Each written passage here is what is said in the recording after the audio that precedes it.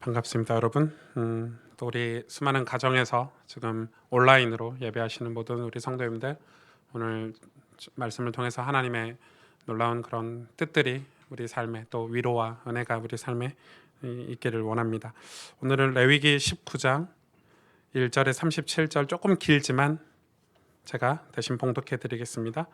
이게 19장 하나가 전체 한 주제로 이루어졌기 때문에 나눠서 읽지 않고 전체를 다 읽어드리는 내용입니다. 여호와께서 모세에게 말씀하여 이르시되, 너는 이스라엘 자손의 온 회중에게 말하여 이르라. 너희는 거룩하라. 이는 나 여호와 너희 하나님이 거룩함이니라. 너희 각 사람은 부모를 경외하고 나의 안식일을 지키라. 나는 너희의 하나님 여호와이니라. 너희는 헛된 것들에게로 향하지 말며 너희를 위하여 신상들을 부어 만들지 말라. 나는 너희의 하나님 여호와이니라.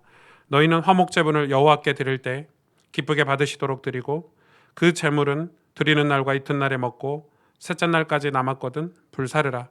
셋째 날에 조금이라도 먹으면 가증한 것이 되어 기쁘게 받으심이 되지 못하고, 그것을 먹는 자는 여호와의 성물을 더럽힘으로 말미암아 죄를 담당하리니 그가 그의 백성 중에서 끊어지리라. 너희가 너희의 땅에서 곡식을 거둘 때 너희는 밥 모퉁이까지 다 거두지 말고 내 떨어진 이삭도 줍지 말며 내 포도원의 열매를 다 따지 말며 내 포도원에 떨어진 열매도 줍지 말고 가난한 사람과 거류민을 위하여 버려두라. 나는 너희의 하나님 여호와이니라. 너희는 도둑질하지 말며 속이지 말며 서로 거짓말하지 말며 너희는 내 이름으로 거짓 맹세함으로 내 하나님의 이름을 욕되게 하지 말라. 나는 여호와니라. 너는 내 이웃을 억압하지 말며 착취하지 말며 품꾼의 싹을 아침까지 밤새도록 내게 두지 말며 너는 귀먹은 자를 저주하지 말며 맹인 앞에 장애물을 놓지 말고 내 하나님을 경외하라. 나는 여호와이니라. 너희는 재판할 때 불의를 행하지 말며 가난한 자의 편을 들지 말며 세력 있는 자라고 두둔하지 말고 공의로 사람을 재판할지며 너는 내 백성 중에 돌아다니며 사람을 비방하지 말며 내 이웃의 피를 흘려 이익을 도모하지 말라. 나는 여호와니라. 너는 내 형제를 마음으로 미워하지 말며 내 이웃을 반드시 견책하라.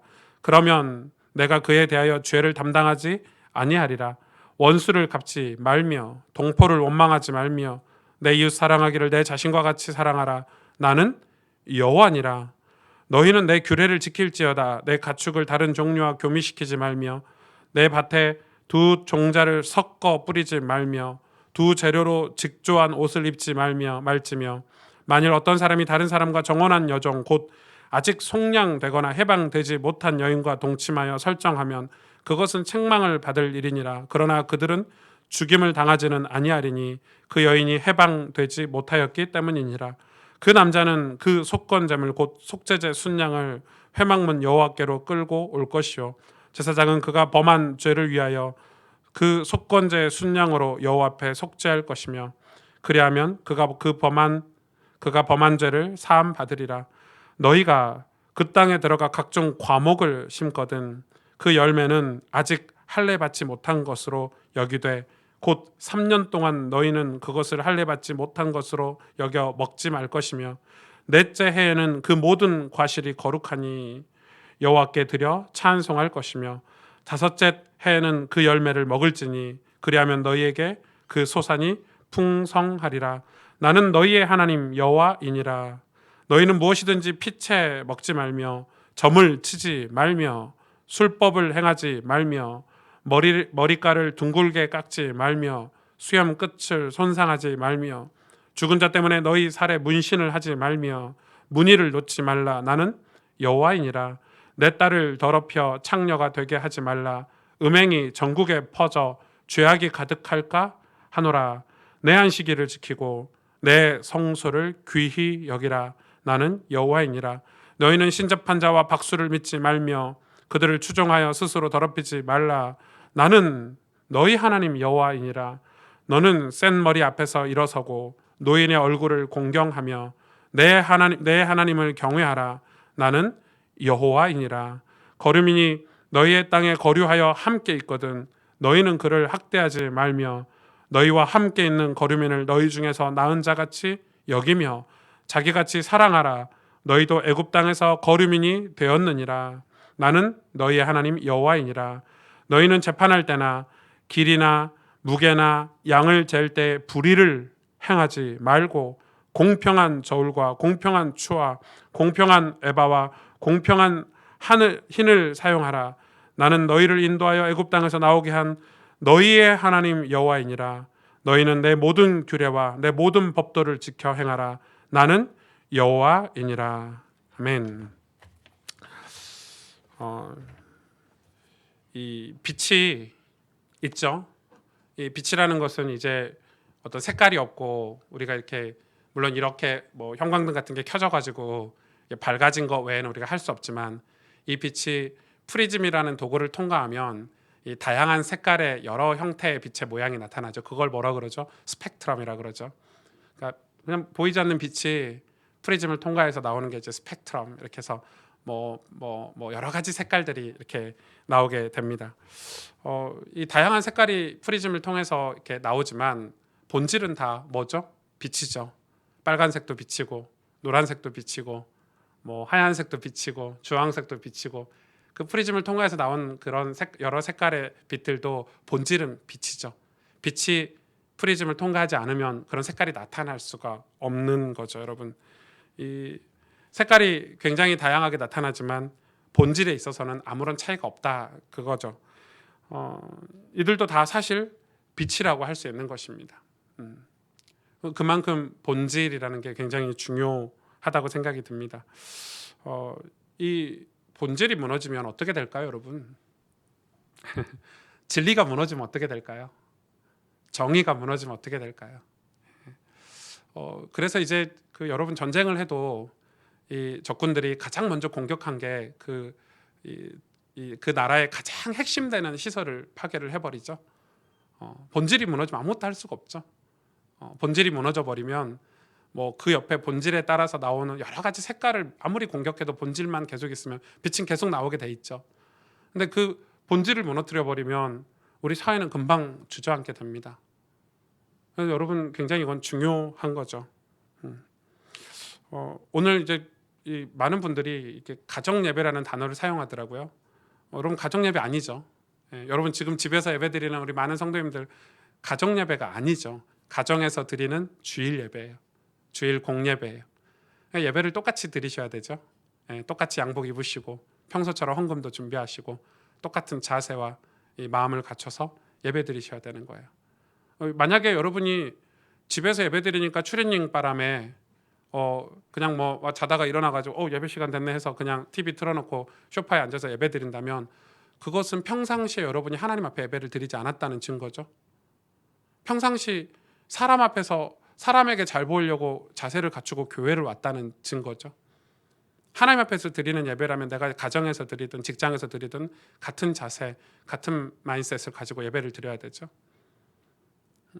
그걸 우리가 지금 점검하고 있는 거예요. 이 기독교 리서치 단체에서 이번 주에 굉장한 조사를 했더라고요. 지금 한국 교회가 온라인으로 예배를 한 90% 가까이 드린대요. 한 10%는 그냥 온라인도 안 하고 그냥 이렇게 모여가지고 예배 드리는데 이제 온라인 예배를 이제 지금 사태가 너무 심각하니까 다 이제 협조를 하는 거고 시민의 안전과 성도들의 안전을 위해서 이제 온라인 예배를 다 같이 드리고 있는데 그 90% 중에서 놀라운 거는 실제 이제 리서치를 이제 조사를 해보니까 가정에서 예배드리는 숫자가 60%밖에 안 된다는 거예요. 되게 깜짝 놀랐어요. 저는 이거 어디서 조사한 거야? 그러면 30%가 예배를 안 드린대요. 집에서 예배를 안 드린대요. 교회를 안 가니까 그럼 집에 있으면 집에서 예배를 드려야 되는데 저희 교회 성도님들 중에서도 그런 분 계실 수 있겠죠. 교회 안 가도 된다. 공식적으로 안 가도 되니까.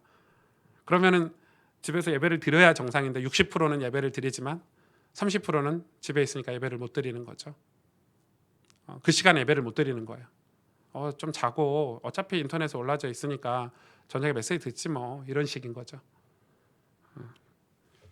그게 우리의 실상이고 우리의 마음이죠. 그게 교회를 나와서 예배 드릴 때의 모습이지만 그게 이면에 우리의 마음이 지금 다 드러나고 있는 거죠.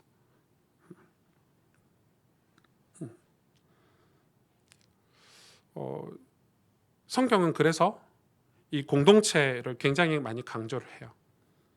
여러분 구약은 특히 모세오경은 전부 공동체 얘기거든요. 이 공동체를 굉장히 강조하고 이 이스라엘 나라도 공동체잖아요. 이 나라를 하나님이 선택하셔서 이 구약 내내 이스라엘 나라에 관련된 이야기들을 풀어낸 게 구약 성경이에요. 계속 그걸 강조하고 신약은 교회 공동체를 강조하죠. 하나님이 교회를 세우셔서 교회를 통해서 하시는 일들, 거기서 일어난 일들이 기록되어 있는 게 신약이에요. 그러니까 이제 이 공동체를 굉장히 강조를 하는 거죠. 이 공동체가 무너지면 어떻게 되죠? 개인이 살 수 있을까요? 없죠. 본질이 무너지면 다 무너지는 거예요. 공동체 무너지면 다 무너져요. 국가가 무너지면 백성들은 유리방황해야 돼요. 국가가 건강하지 못하면 국민들은 어떻게 해야 되죠? 방황해야 돼요. 국가가 뭐 일본의 속국이 됐거나 우린 그걸 경험해 봤잖아요. 뭐 제가 경험한 건 아니고 우리 선조들은 그걸 경험했죠. 얼마나 그게 치욕스럽고 그게 얼마나 불편하고 얼마나 고통스러운지 우리 부모 세대님, 우리 증조 세대는 경험을 해봤죠. 그래 나라의 독립을 위해서 자기 목숨을 내어놓죠. 왜? 국가가 없으면 어떻게 된다는 걸 알기 때문에. 교회가 없으면요? 신앙 공동체가 없으면요? 우리 개인 신앙생활 잘할 수 있을까요? 우리 개인이 나 혼자 잘하면 나 혼자 예수 잘 믿고 나 혼자 성경 잘 읽고 나 혼자 신앙생활 잘하면 됐지. 이게 좋은 신앙인가요? 그래서 성경은 이 얘기하는 거예요. 이 공동체가 더 중요하다는 걸 얘기하는 거예요. 본질이 중요하다는 거예요. 그래서 모든 신앙은 다 공동체 신앙이에요. 전도, 개인 전도가 아니에요. 공동체 전도예요. 전도를 굉장히 많이 사람들이 오해하더라고요. 내가 너에게 복음을 전했으니까 너는 내 제자야. 틀린 말이죠. 내가 이 사람에게 시간표가 돼서 복음을 전할 수 있어요. 그러나 이 사람은 하나님이 공동체를 통해서 복음을 받게 하셨어요. 누군가 이 사람을 위해서 기도하는 사람이 있을 수 있고 누구가 이 사람을 위해서 좋은 이미지, 기독교의 복음에 예수님에 관한 좋은 이미지를 심어준 사람이 있을 수 있고 그렇죠? 이런 게 복합적으로 이 사람에게 시간표가 돼서 내가 그때 예수 그리스도에 대해서 간증하고 소개할 뿐이에요. 그리고 나머지 사람이 신앙을 키워가고 복음을 잘하게 하시는 이유는 또 하나님이세요. 이 공동체 안에 들어와야 신앙이 자랄 수 있어요. 교회 안에 들어오지 않으면 신앙이 자랄 수가 없어요. 간사님 저 히터 꺼주실래요? 예. 말씀 시작하면 항상 히터 꺼주세요. 예. 감사합니다. 이제 눈 안 오니까. 그래서 여러분 이 공동체가 얼마나 중요한지, 이 공동체 신앙이 얼마나 중요한지 성경은 이 얘기하고 있어요. 그 공동체를 위한 규례가 오늘 19장이에요. 그 공동체를 만들기 위해서 너희가 지켜야 될 질서, 이렇게 살아야 돼. 이게 오늘 19장의 내용이에요. 뭐 엄청 중요하겠죠. 그래서 19장을 제가 이걸 여러 편 설교를 할까? 이렇게 고민이 될 만큼 굉장히 중요한 성경이죠. 저는 그 고신대학교라고 부산에 조그만 신학교에서 공부를 했어요. 우리나라에서 고신교단 이러면 소문이 났어요. 진짜 너무 좁고 율법적이고 뭐 이런 율법에 관해서는 최고의 교단이에요. 너무 좁고 불편하고 학교 갔더니 반바지를 못 입게 하더라고 선배들이. 깜짝 놀랐어요. 여름에. 완전 그런 학교인 거예요. 신학생들이. 그리고 여러분 학교 안에 이렇게 이 외부 사람들이 와서 축구도 하고 뭐 주말에 농구도 하고 이러잖아요. 안 믿는 분들이 학교 안에 와서 이용을 할 때 운동장에서 이렇게 담배 같은 거 피실 수 있죠. 그러면 대학교 1학년, 2학년 새파란 애들이 가서 여기는 거룩한 학교입니다. 담배 끄시죠. 그분들이 그게 이제 소문이 나가지고 그분들도 조심해. 그래 학교 정문 밖에 나가서 담배 피고 들어오시고 학교 시설을 이용을 해야 되니까. 그 학교 기도실이 사람이 끊긴 걸 본 적이 없어. 제가 4년 동안 학교를 다니면서. 학교 교회 그 학교 안에 대학교회가 있거든요. 그 교회 안에 저녁 시간에 가면 빈자리를 본 적이 없어요. 그 컴컴한 대학교회 안에 얼마나 많은 이 학생들이 거기서 기도하고 나라와 열방을 위해서 기도하는지. 그 학교에서 제가 이제 신학을 공부했으니까. 근데 그 고신교단에서 이 예배에 관해서 되게 보수적이거든요. 많이 요즘은 타락해가지고 드럼도 있고 뭐 이렇게 신디도 있고 한데 원래 고신교단은 이 오르겐 있죠. 그거 말고는 두지 않았다고 해요.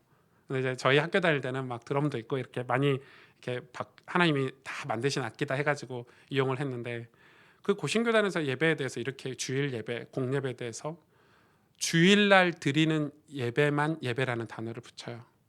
고신교단은 수요일날 드리는 수요 예배라고 하는데 고신교단은 수요 기도회라 그러고요. 금요 기도회라 그러고 새벽 기도회라 그래요. 예배를 얼마나 소중하게 여기는지.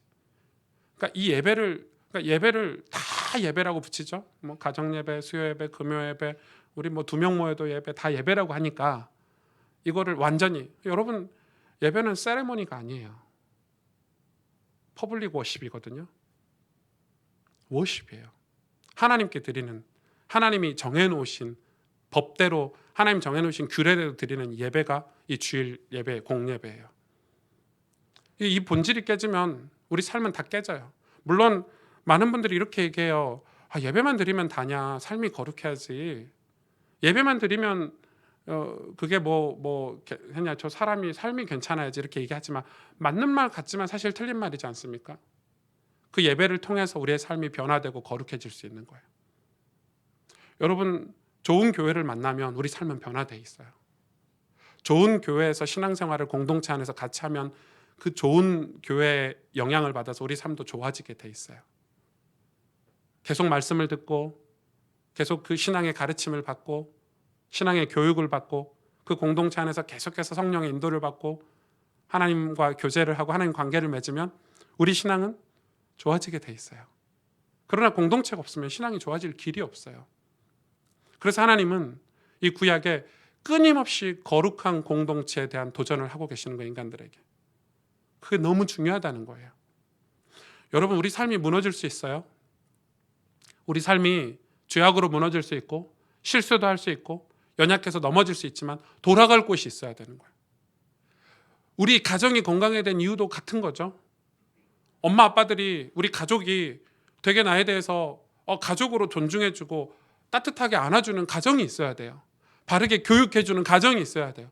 틀린 길 가면 올바른 길 가라고 얘기해주는 부모가 돼야 되고 또 때로는 실수했을 때 감싸주는 그런 따뜻한 가정이 있을 때 우리 자녀들은 방황하지 않아요. 방황했다가도 돌아오는 게 가정이에요.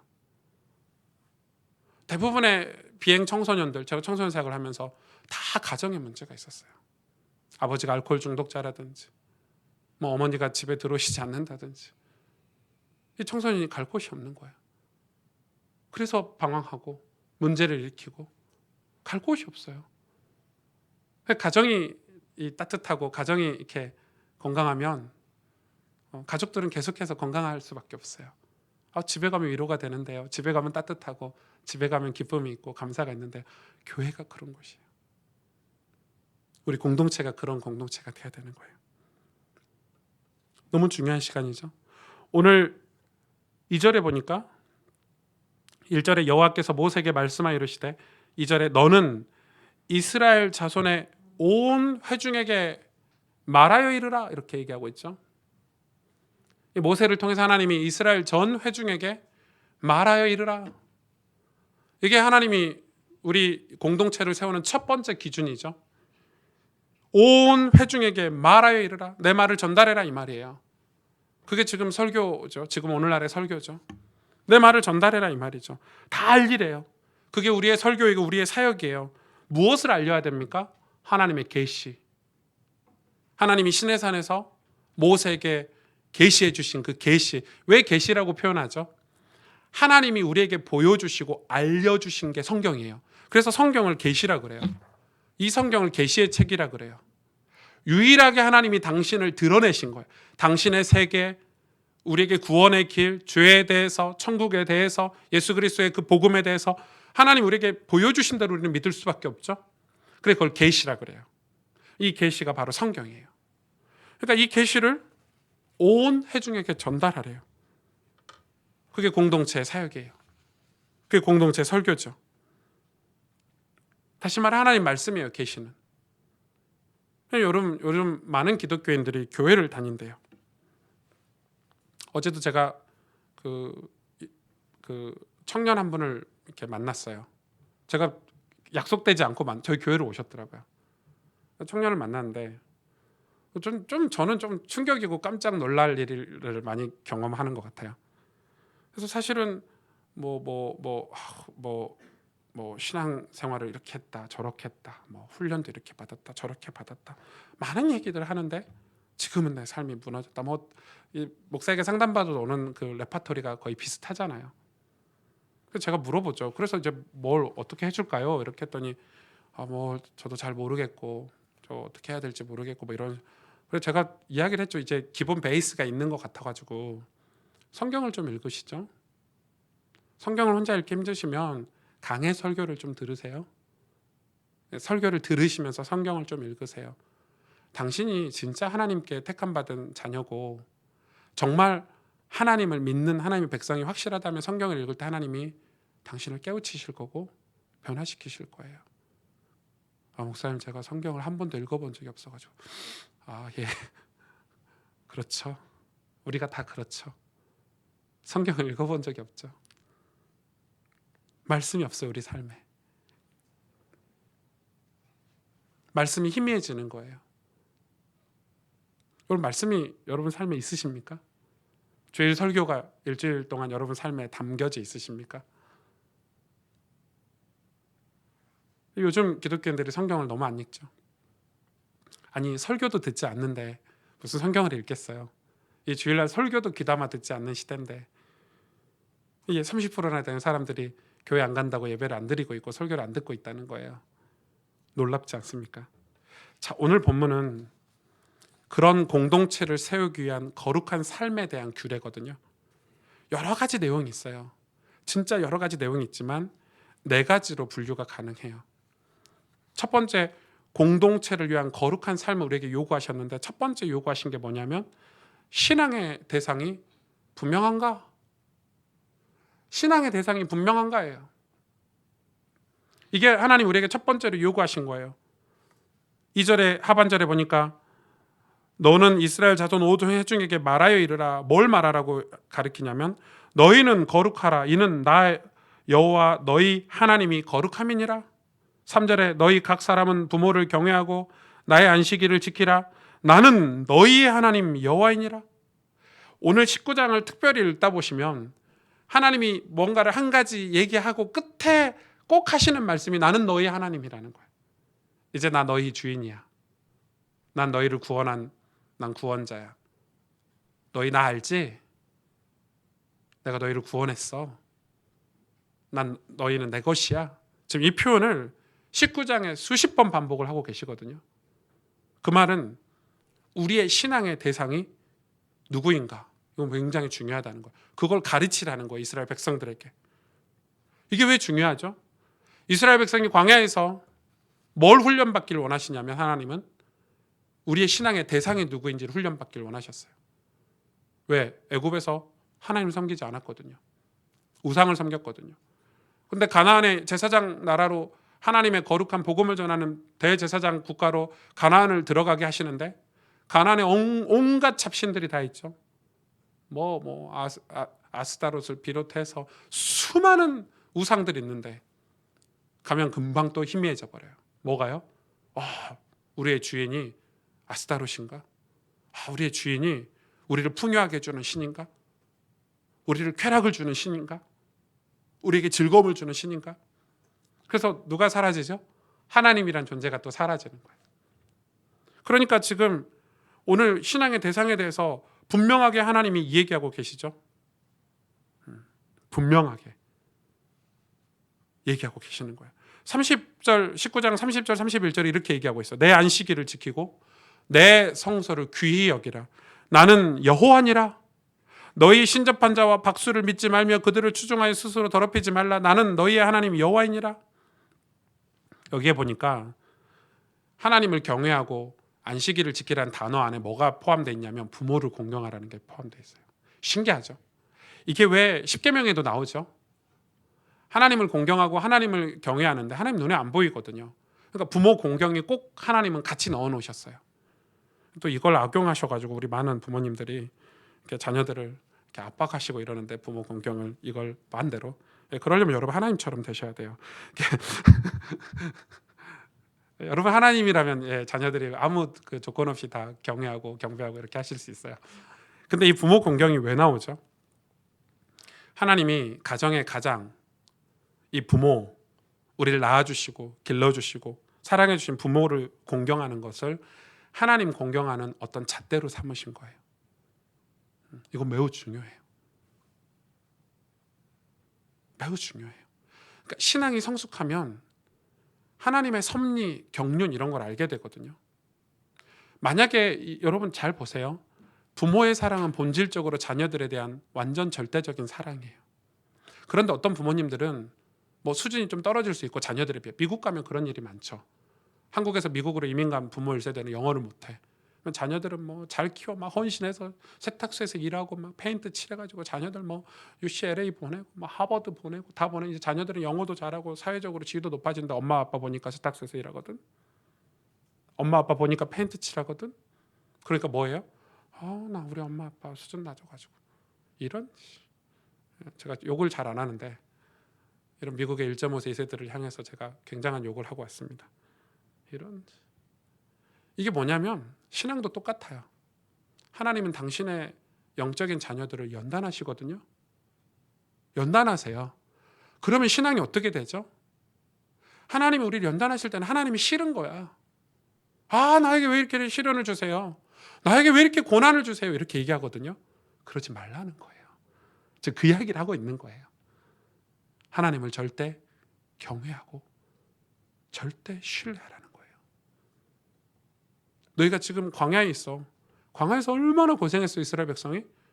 하나님, 난 너희의 하나님이야. 너희 나 믿지? 하나님을 절대 따르라는 거예요. 그게 신앙이에요.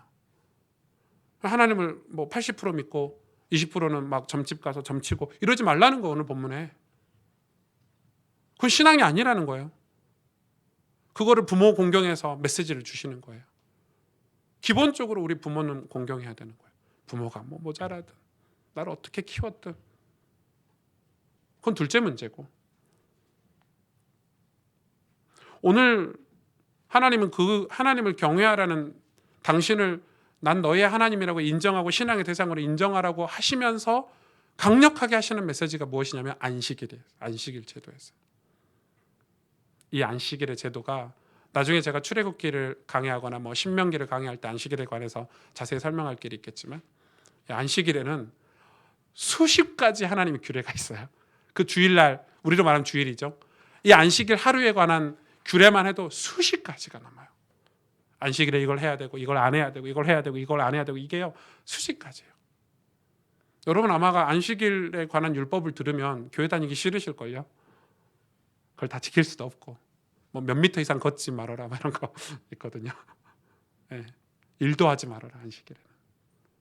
그걸 이제 영적으로 이 신약으로 풀어야 되는 건데 풀지 않고 그대로 지킬 수는 없고요. 그만큼 안식일에 뭐 하라는 거냐면 나만 바라봐. 하나님께서 난 너희 내 건데 너희가 왜 자꾸 다른 걸 바라보니? 나만 바라봐. 여러분 예배가 이런 예배들이 변질이 됐죠. 예배가 타락하고 예배가 변질됐다는 말은 예배가 안 모이고 교회가 성장을 안 하고 둔화되고 둔감됐다는 말이 아니에요. 그건 타락이 아니에요. 예배가 타락했다는 말은 예배의 대상이 상실됐다는 거예요.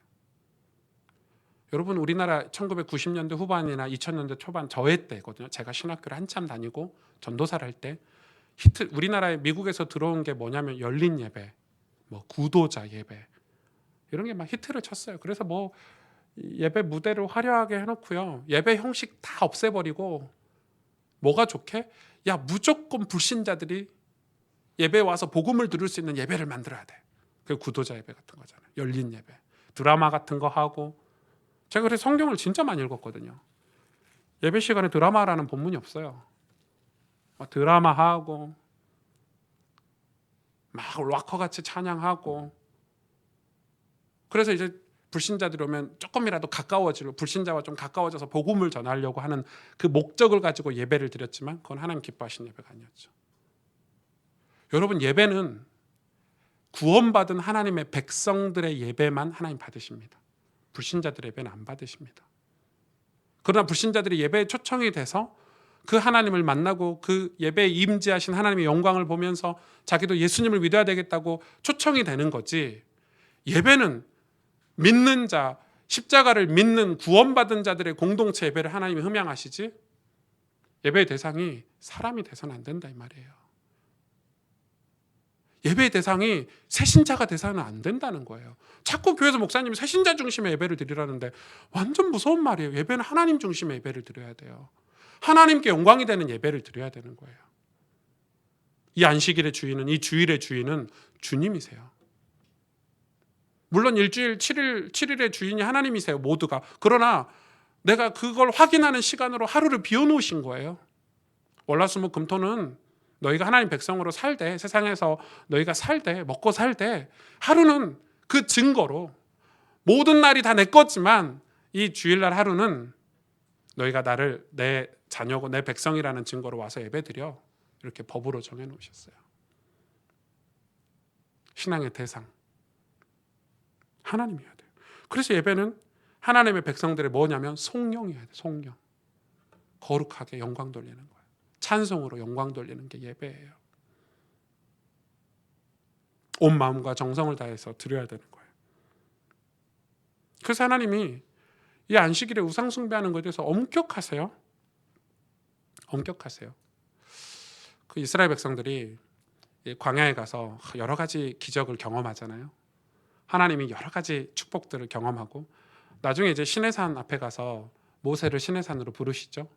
말씀을 주시려고, 계시를 주시려고, 십계명을 주시려고 모세로 불러요. 근데 이제 시내산이 뭘로 둘러싸여 있죠? 안개로 다 둘러싸여서 밑에 있는 사람들이 그게 보이지 않았어. 모세가 올라가고 나서 얼마나 궁금하고 좀만 기다리면 산에 올라갔다가 말씀 받아서 내려올 텐데 그걸 못 견디고 이스라엘 백성이 뭐 했냐면 우리 금을 모아서 하나님의 형상을 만듭시다. 그걸 누가 주동했죠? 아론이. 아론이 누구예요? 모세를 도와서 출애굽한 중직자 아닙니까? 아론이 그걸 주동했어요. 완전 배교죠, 배교. 그래서 금을 다 모아가지고 그 어려운데 금은 또 어디서 났는지 애굽에서 들고 나왔겠죠. 금송아지를 만들었어요. 하나님 기뻐하실까요? 야, 좀 섭섭하다, 야. 금송아지가 뭐냐? 뭐 호랑이 상이라도 좀 만들어 놓지. 이러셨을까요? 야, 너희 예배는 100%는 아니지만 70점은 줄 수 있어. 이러셨을까요? 제가 이번 달 추천도서에 이런 내용들이 다 나와 있어요. 예배에 관해서. 하나님이 경노하셨죠. 땅을 가르시고 다 묻어버리셨어요. 그건 뭐예요? 하나님을 위한 예배가 인간을 위한 예배로 변질돼 버린 거예요. 그게 두려운 거예요. 그래서 여러분 교회에서 열심히 하지 말란 말이 아니에요. 충성스럽게 교회를 섬기지 말란 말이 아니에요. 그 열심히 자기를 위한 거면 위험한 거라 이 말이에요. 그 열심히 내가 다른 사람보다 돋보이기 위해서 나 중심의 예배를 드리면 그게 위험한 거지. 하나님의 영광을 위해서 목숨도 걸어야 되죠. 그게 우리가 지금 하나님 앞에서 예배 드리냐 사람 앞에서 예배 드리냐 그거예요. 진짜 우리의 예배의 대상이 하나님이신가? 신앙의 대상이 하나님인가? 그걸 하나님이 지금 분명히 하자는 거예요. 그래서 이 안식일의 규례를 나중에 자세히 우리가 공부를 해야 돼요. 사실은 알고는 있어야 되지 않겠습니까? 우리는 열심히 예배하는 게 아니라 바르게 예배해야 돼요. 맞죠? 열심히 하는 게 아니라 바르게 하나님이 가르쳐 주시는 대로. 그래서 우리는 앞으로 성경의 예배를 어떻게 가르쳐 주시는지 계속 공부할 거예요. 그래서 저는 교회가 이렇게 성장하면서 성경이 가르쳐 주신 예배에 대해서 우리가 연구하고 고민하고 예배를 계속 갱신해 가야 된다고 생각해요. 예배가 타락하면 교회는 타락하게 돼 있어요. 그래서 쯔빙글이라든지 뭐 칼빈이라든지 루터라든지 이 종교개혁자들은 제일 먼저 뭐부터 개혁했죠? 예배 개혁부터 했어요. 왜? 중세교회가 타락한 이유가 예배가 타락했어요. 전부 사람을 위한 시스템이었어요.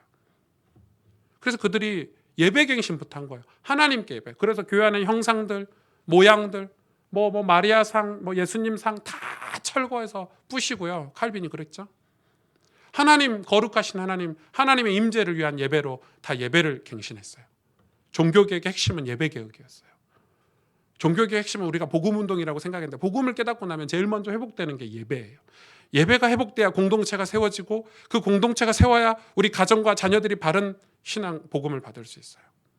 이거 너무 중요한 내용이죠. 만약에 교회 우리 예배에 하나님의 영광이 임하지 않는다, 하나님 임재가 없다, 우리 예배 해산해야 돼요. 큰일 나겠죠. 생각해 보세요. 아유, 오승준 목사 기분 좋게, 여러분 그렇게 오신 분 한 분도 안 계시잖아요. 저도 아유, 우리 장로님들 권사님들 기분 좋게 예배 준비 잘해야지. 완전 그건 큰일 날 일이죠. 하나님 기뻐하신 예배. 그래서 하나님의 영광이 떠나지 않아야 재앙과 저주가 우리 공동체 안에 얼씬하지 않는다는 거예요.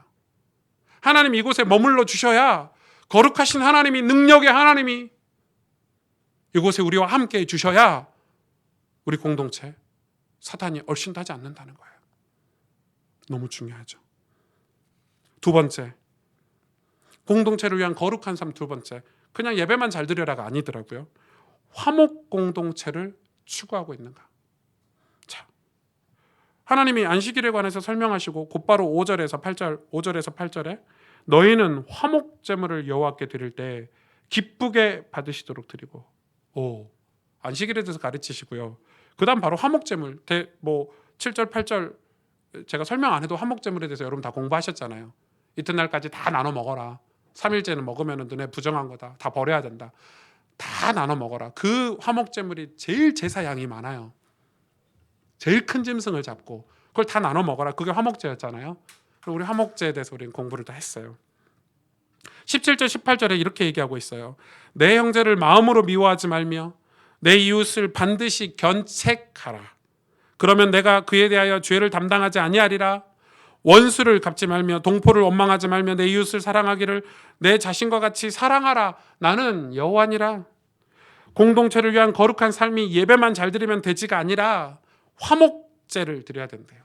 근데 왜 화목제냐 도대체? 다른 제사도 아니고 번제도 있고 뭐 속건제, 속죄제도 다 있는데, 화제도 있고 다 있는데 왜 화목제냐? 이건 성도 간의 관계를 얘기하죠. 십계명도 두 가지잖아요. 먼저 하나님과의 관계가 십계명의 전반부고 하반부는 전부 이웃과의 관계였어요. 신앙은 두 가지예요. 하나님과의 관계가 바르면 이웃 간의 관계가 회복되게 돼 있어요. 내가 누구인지 알게 되는 거예요. 내 이웃에게 나는 제사장이에요. 내 이웃에게 나는 교회예요. 내 이웃에게 나는 하나님의 계시를 전달할 사람인 거예요.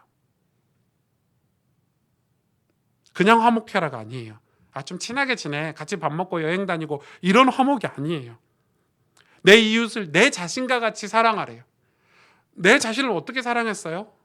하나님 앞에 우리가 구원받고, 어떻게 우리가 변화되고, 어떻게 하나님과 친밀하고, 어떻게 하나님과 교제했다는 거 알죠? 그것처럼 이웃을 생각하래요. 사랑하래요.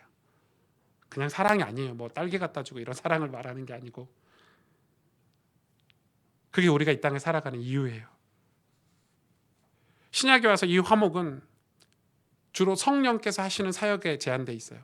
이 화목이라는 거를 성령께서 하시는 사역으로 하나님이 이 신약에 와서는 성령의 사역으로 만들어 놓으셨어요. 왜 그러냐면 화목이 그만큼 어려운 거니까 성령께서 하시는 사역으로 만들어 놓으신 거예요. 인간이 미움이나 질투, 증오, 이게 가장 다스리기 힘들어요. 증오가 한번 생기니까요, 진짜 안 되대요. 제가 머리를 이렇게 털어도 안 되더라고요. 이 질투 이런 게 한번 생기니까요, 사람이 정신을 잃더라고요. 이게 밉고 질투, 이게 너무 힘든 거예요. 교만보다 무서운 게 증오예요, 사실은. 한번 증오라는 게 마음에 담으면요, 사람이 이상해지더라고요. 화가 끊이지 않아요. 그래서 그거를 신약에 와서는 성령 사역으로 두셨어요. 성령께서 하셔야 되는 사역이라는 거예요. 그래서 예수님의 십자가 사랑은 반드시 뭐가 동반되죠? 사랑의 용서가 반드시 동반되죠. 용서가 없이 복음이 전해질 수가 없어요. 하나님 우리 용서하지 않으시고 어떻게 이 우상을 섬긴 우리를, 하나님을 떠나서 죄악 속에 있는 우리를 어떻게 천국 백성 삼아주실 수 있을까요? 용서 때문에 가능한 거예요. 하나님의 용서 때문에 가능한 거예요. 하나님 용서 때문에 우리가 예수 믿고 있는 거예요. 지금 여러분, 우리가 지은 죄로 말미암아 사망에 이르러야 돼요. 우린 지은 죄로 말미암으면 우린 지옥을 가야 되는데 하나님 우리를 용서하셨기 때문에 지금 우리가 이렇게 예배드리고 있는 거예요. 그게 은혜라고 하잖아요. 우리가 은혜를 받았으면 우리 이웃들에게 뭘 해야 되죠? 은혜를 베풀어야 되죠. 은혜를 나눠야 되는 거예요. 그게 화목제예요. 화목제는 제사 드리는 거예요. 십자가 사건을 경험하는 거예요. 십자가 사건을 경험한 사람이 이웃에게 그 제사의 그 음식들을 나누고 그걸 간증하라는 거예요. 다시 말해서 우리가 예수님 십자가 사건을 경험하지 않으면 화목 공동체를 만들 수가 없어요. 자꾸 교회가 프로그램으로 서로 화목하게 만들려고 하는데 프로그램으로 교회가 화목하게 되는 건 한계가 있어요. 한계가 있다니까요. 제가 교육자들하고 저희 팀들하고 모여가지고 같이 밥도 잘 먹고 놀기도 잘 놀아요. 그러나 한계가 있어요.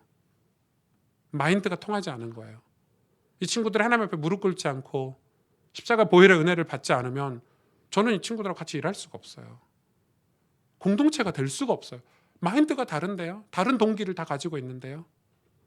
아무리 같이 밥 먹고 아무리 같이 여행 다녀도 소용이 없는 거예요. 그거는 영적인 공동체이기 때문에.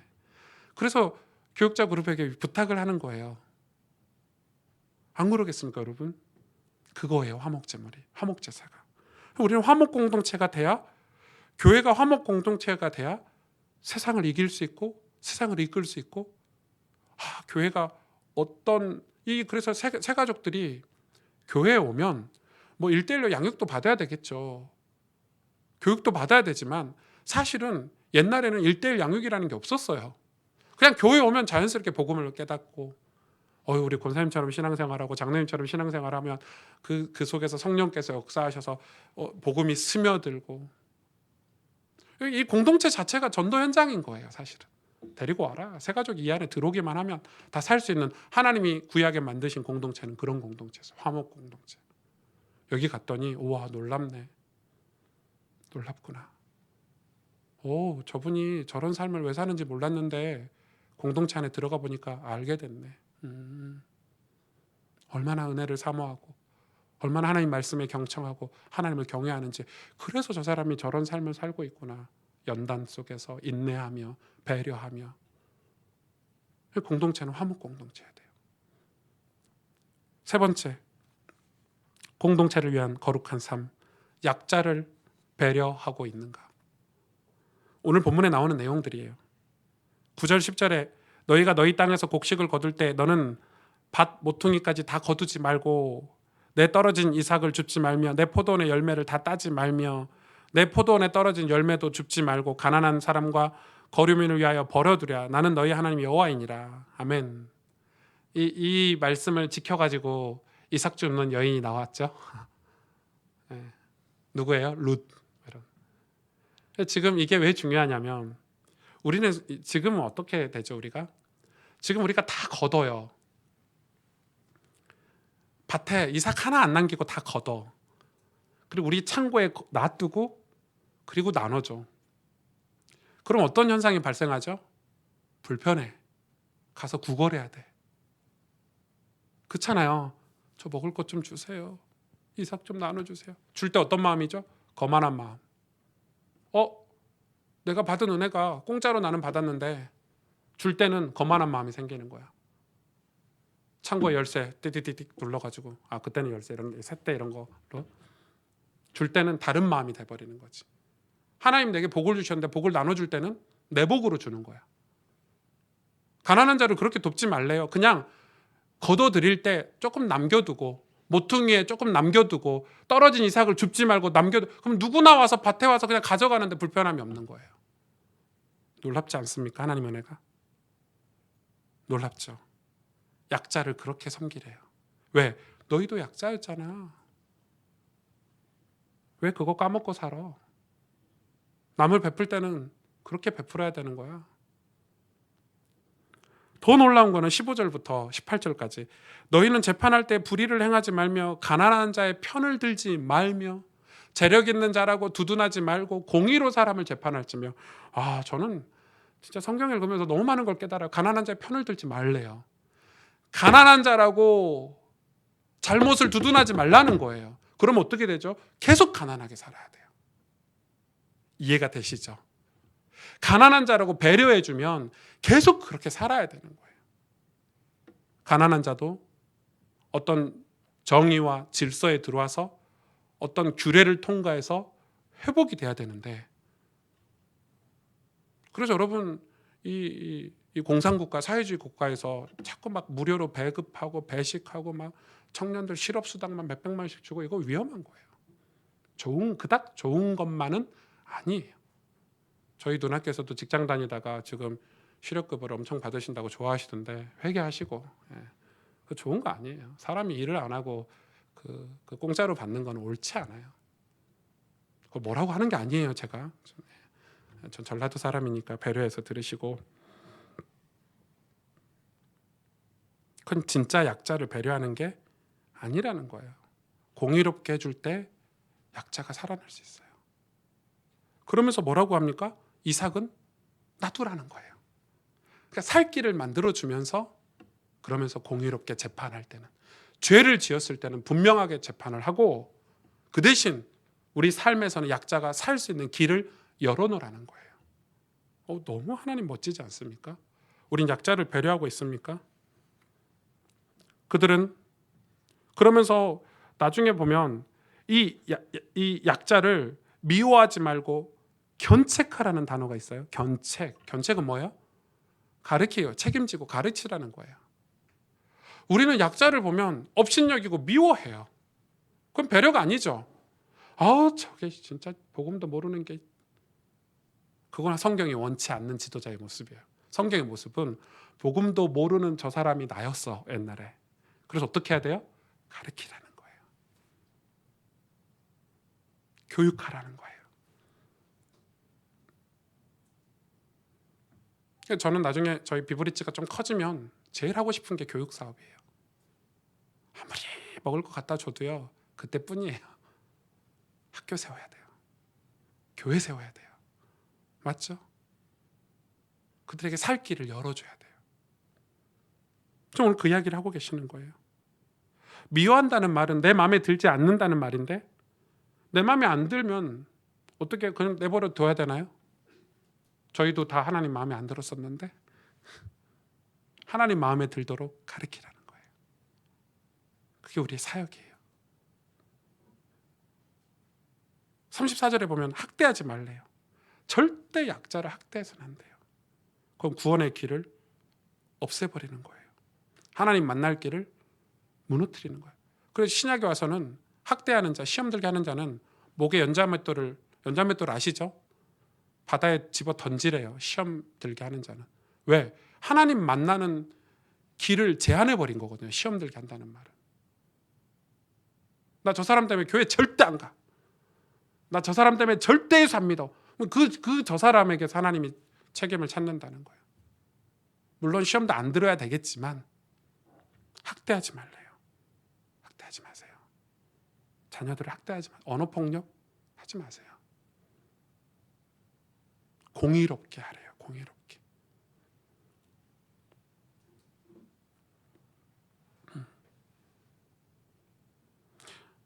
우리 사회에 대해서 교회가 견책을 하려면 두 가지를 병행해야 돼요. 뭐예요? 우리 사회를 도와야 돼요. 교회는 사회를 섬겨야 돼요.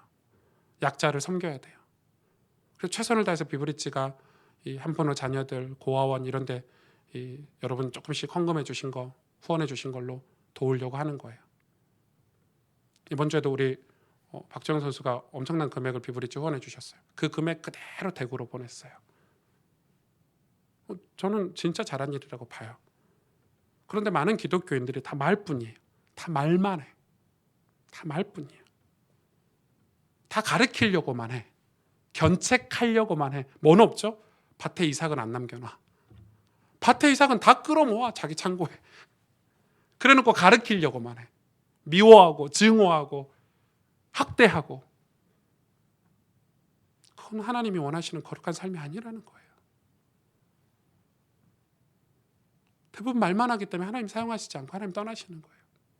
신앙은 반드시 두 가지가, 약자를 배려하는 두 가지가 같이 가야 돼요.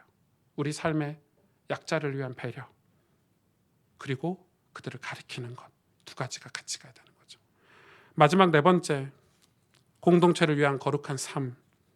내 인생이 하나님께 거룩하게 쓰임 받도록 준비하고 있는가. 19절부터 보면 공동체 규례들이 자세히 나와요. 제가 오늘 이 부분을 잘 설명을 하지 않을게요. 여러분 집에 가서 한 번 더 읽어보세요. 가축은 다른 종류와 교미시키지 말래요. 당연한 거 아닙니까? 여러분 가축을 다른 종류와 교미시켜요. 소하고 돼지하고 교미시키면 어떻게 되죠? 병 걸려요. 죽어요. DNA를 섞어버리면. 그게 지금 우리가 먹고 있는 안 좋은 먹거리들이잖아요. 원래 음식을 먹어야 되는데, 창조하신 음식을 먹어야 되는데 섞어버렸어. 그런 음식들 우리가 먹으니까 우리 인류가 당장은 배가 부르고 돈을 벌고 좋지만 우리 몸은 심각한 질병을 맞아. 이런 바이러스들이 계속 생기는 거예요. 이런 바이러스들이. 이거는 하나님의 진노이지만 인간이 잘못 저지른 거에 대한 결과예요. 그러니까 지금 성경이 그런 걸 공동체 안에서 지키라는 거예요. 과목을 심는데, 너희가 그 땅에 가서, 가나안 땅에 가서 과목, 뭐 사과나무 이런 걸 심는데 3년 동안 열매를 먹지 말래요. 왜? 3년 동안 나오는 열매는 그 땅의 열매라는 거예요. 그 말은 무슨 말이에요? 최소 3년은 이 과일에 대해서, 열매에 대해서 너희가 농사를 지으면서 바꾸는 거죠. 원래 이 과일이 이 가나안 땅, 우상숭배하는 땅의 과일이었고 그들이 먹고 우상숭배했던 재물이었기 때문에 최소 3년 정도는 너희가 체질도 바꾸고 생각도 바꾸고 마음도 바꾸고, 이게 하나님께 드릴, 하나님 주신 축복의 재물인지 확인하는 시간을 주는 거예요. 이렇게 똑같아요. 출애굽한 이스라엘 백성이 가나안을 바로 가지 않는 것과 같아요. 광야 40년 동안 우리를 다 바꾸셨어요.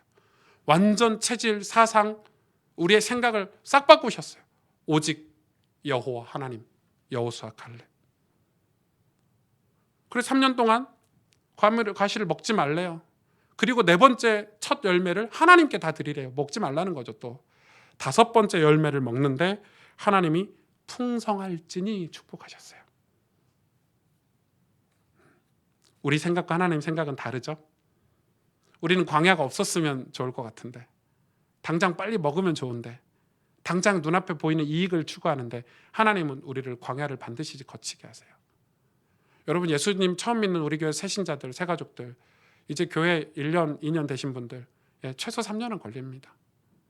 하나님 다 끄집어내세요. 우리 안에 있는 우상, 우리 안에 있는 어떤 상처, 불신앙들, 막 처음 예수 믿어 좋아가지고 막 교회 열심히 다니다가 나중에 다 시험 들거든요. 뭔가 와. 갈등이라는 게 와. 신앙의 갈등이라는 게. 그게 뭐예요? 내 안에 있는 거예요. 원래 가나안의 것이 있는 거예요. 애굽의 것이 있는 거예요. 나를 위한 신앙. 그거를 환난을 통해서 우리를 연단하시는 거예요. 연단하시는 거예요. 그때 내가 정금같이 나아오리라. 이거 열매 먹는 것도 똑같아요. 네 번째는 왜 하나님께 다 드리라고 하죠? 하나님 테스트 하시는 거죠. 너 그 열매 어차피 3년 안 먹고 버렸는데 올해 열매는 나에게 줄 수 있어? 그리고 다섯째 해부터는 엄청 주시는 거예요. 풍성하게 주시는 거예요. 평생 자손들이 먹을 수 있는 복을 주시는 거예요. 우리의 생각과 하나님의 생각은 갭이 완전 달라요. 차이가 엄청 크죠. 26절부터 보면 먹을 거에 대해서, 심지어 머리 깎는 거, 수염까지도 컨트롤 하시죠. 문신도 하지 말래요. 죽은 자를 위해서. 딸이 창녀가 되게 하지 말래요. 그 말은 딸을 창녀가 되게 했다는 말이죠. 그 당시의 문화가. 여러분, 하나님 말씀은 우리 삶을 축복되게 해요. 그런데 하나님 복이시기 때문에, 하나님 복의 근원이시기 때문에 하나님 말씀 우리 삶을 축복되게 하는데, 왜 우리가 삶이 축복되지 않냐면 그 말씀에 관심이 없기 때문에, 당장 눈앞에 보이는 것 때문에 우리가 말씀을 선택하지 않고 늘 육신적인 선택을 하기 때문에 그 결과가 우리 삶에 오는 거예요. 여러분, 말씀에 완전 올인해서 순종해 보세요. 유대인들이 대표적인 거예요. 유대인들 완전 성경 그대로 살잖아요. 어떻게 삽니까? 물론 복음, 영적인 거 이런 걸 뒤로 하고 그들의 삶을 이야기하는 거예요. 어떻게 저렇게 축복을 받을 수 있지? 유대인들이 어떻게 저렇게 저런 뭔가 다른 민족들과 다르지? 나라들이 계속 사라지고 재건되고 사라지고 멸망하고 유대인들은 계속 가요. 왜요? 말씀대로 사는 거예요. 그게 병신 같고 바보 같고 천치 같고 그렇게 무식하냐? 교회 가서 엎드리고 예배드리면 하나님이 축복하신다냐? 이렇게 얘기하잖아요. 신경도 쓰지 않았어요. 오직 예수, 오직 성경, 오직 예배, 오직 하나님의 영광. 여러분 그게 무식한 게 아니에요.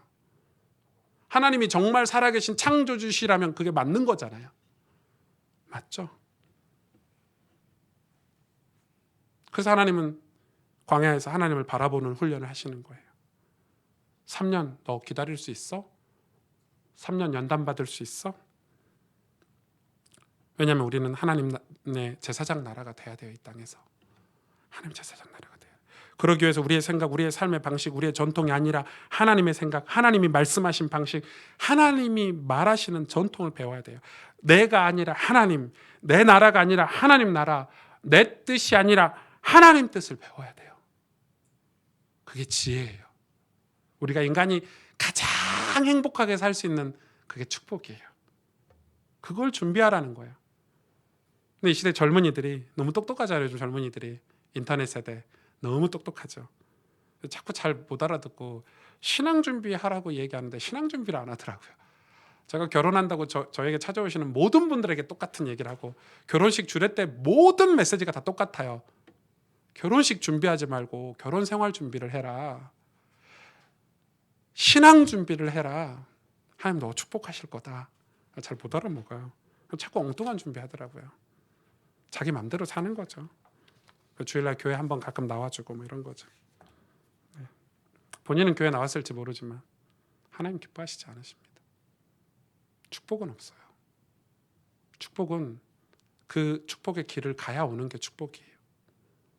성경은 답답한 원칙이 아니고 답답한 꽉 막힌 율법이 아니고 우리를 살려주는 길이에요. 책 읽어보셨어요? 그 오래도록 건강하게 살고 건강하게 죽는 거 읽어보세요. 꼭 읽어보세요. 진짜 꼭꼭 읽어보시길 부탁드려요. 그러면서 36절 37절에 너희는 내 모든 규례와 내 모든 법도를 지켜 행하라. 나는 여호와이니라. 나는 여호와이니라. 베드로전서 1장 3절에서 9절에 뭐 다 읽을 수는 없지만 너희 믿음의 확실함은 잘 보세요. 한 절 한 절. 너희 믿음의 확실함은 불로 연단하여도 없어질 금보다 더 귀하여. 아멘. 예수 그리스도께서 나타나실 때 칭찬과 영광과 존귀를 얻게 할 것이니라. 우리가 정말 이걸 바라보고 신앙생활하고 있나요? 아멘. 예수를 너희가 보지 못하였으나 사랑하는도다. 이제도 보지 못하나 믿고 말할 수 없는 영광스러운 즐거움으로 기뻐하니 믿음의 결국 곧 영원의 구원을 받음이라. 아멘. 왜 신앙 공동체, 믿음 공동체가 중요하냐? 구원 때문에. 우리가 이 땅에서 세력을 얻으려고 교회가 모이는 게 아니에요. 이 땅에서 무슨 세력을 얻고 정치를 하려고 교회가 사람들이 모이는 것이 아니라 우리의 교회의 분명한 목적은 영혼 구원 때문에. 믿음의 결국은 영혼 구원 때문에. 예수 그리스도께서 다시 나타나실 때 칭찬과 영광과 존귀를 우리에게 주신대요. 그게 진짜 신앙이에요. 그걸 위해서 너희가 예수를 보지 못하지만 사랑하는 도다. 그게 신앙의 진수예요. 보지 못하지만 사랑하는 것. 믿고 말할 수 없는 영광스러운 즐거움으로 기뻐하니, 여러분 그게 우리에게 있어야 되는 거예요. 믿고 말할 수 없는 영광스러운 즐거움으로 우리 삶이 기뻐하는 게 신자의 삶이에요. 그게 우리가 거룩한 삶이에요. 거룩한 삶이 성경책 옆에 끼고 다니면서 기름 발라가지고 이렇게 아멘 이렇게 다니는 게 거룩한 삶이 아니고 하나님을 사랑하는 것, 예수를 사랑하는 것, 말할 수 없는 그 영광을 보고 천국을 바라보고 그걸로 기뻐하는 게 거룩한 삶이라는 거예요. 베드로가 얘기한. 그래서 이 율법들이, 이 규례들이 불편하지 않은 거예요. 왜요? 하나님 사랑하니까. 내 와이프를 사랑하니까 밤마다 집에 들어가야 돼요. 저 와이프님께서 미국에 잠깐 가 계실 때는 집에 안 들어갔어요. 없으니까 굳이 들어갈 이유가 없잖아요. 지금 집에 들어가야 돼요. 같이 밥 먹어야 돼요. 불편하지 않아요. 설거지도 해야 되고 시키는 일 해야 돼요. 왜? 사랑하니까. 그게 불편해요? 이상한 거죠. 그러면 내 마음대로 살래. 그럼 결혼을 하지 않아야 돼요. 결혼이란 건 희생하고 헌신하는 거예요. 사랑하니까. 하나님 사랑하십니까? 그게 신약에 와서 본질이에요. 그래서 예수님 물어보시잖아요. 첫 번째 계명이 네가 나를 사랑하느냐 거예요. 난 제사를 원하지 않아. 너의 사랑을 원해. 너의 사랑을 원해. 그래서 인간이 살 수 있는 제일 잘 사는 삶은 무엇이냐? 영원한 세계가 있음을 기억하기 위해 오늘도 말씀을 열고 성령의 도우심을 구하며 사랑하는 영적 공동체 속에서 교회죠. 그리고 하나님 앞에서 성실하게 신앙의 삶을 사는 거예요. 인간이 제일 잘 사는 거예요. 이걸 잃어버리지 않도록 이 구원의 감격, 감사, 영적인 것으로 기뻐하고 예수님을 사랑하는 걸 잃어버리지 않도록 매일 성경을 읽고 기도하라는 거예요. 잡신들과 섞이지 말라는 거예요. 오늘 19장 말씀처럼. 문신도 파지 말고 머리도 함부로 자르지 말고 우상도 섬기지 말고, 이 말은 이 구원의 감격을 잊어버리지 말고 지키라는 거예요. 이건 율법이 아니에요. 하나님의 관계를 위해서 우리에게 주신 신앙 생활이에요. 그런 삶을 살 때 우리의 공동체는 거룩해져요. 우리의 예배는 하나님의 영광을 보는 예배가 될 거예요. 제가 기도하는 저희 교회 예배는 어떤 누구라도 이 예배에 왔을 때 하나님의 영광을 보는 거예요. 하나님의 임재를 경험하는 거예요. 끊임없이 기도하고 준비할 거예요. 하나님의 영광을 봐야 돼요. 예배가. 이곳에 와서 하나님을 만나야 되겠죠. 그래서 우리가 정말 회복해야 될 것이 있다면 하나님의 영광을 구하는 거예요. 우리 삶의 모든 우상을 제하고 하나님 앞으로 가야 돼요. 다른 길이 없거든요. 여기 19장 1절 2절을 읽어드리고 마치겠습니다. 여호와께서 모세에게 말씀하여 이르시되 너는 이스라엘 자손의 온 회중에게 말하여 이르라. 너희는 거룩하라. 이는 나 여호와 너희 하나님이 거룩함이니라. 기도하겠습니다.